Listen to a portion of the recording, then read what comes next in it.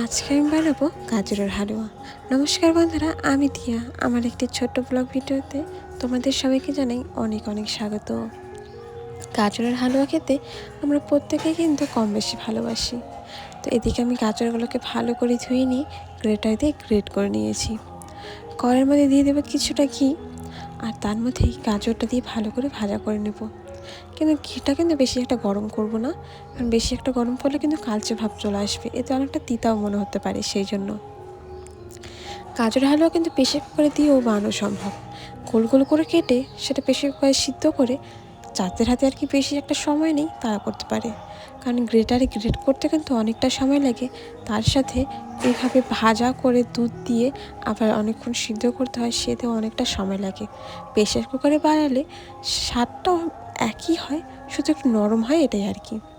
যেহেতু এখানে আমি দুধটা দেওয়ার পর বেশিক্ষণ এটাকে নাড়বো না, একটা এলাচ দিয়ে দিলাম যাতে এর মধ্যে খুব ভালো একটা গন্ধ আসে, সেই জন্য।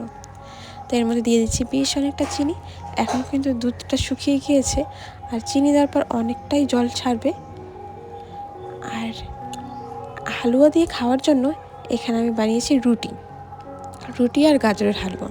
এখন কিন্তু সন্ধ্যার সময় ঠান্ডার দিনে এই খাওয়াটা একদম জমে যাবে। তোমাদের কার কার ভালো লাগে কমেন্টে আমাকে অবশ্যই জানিও।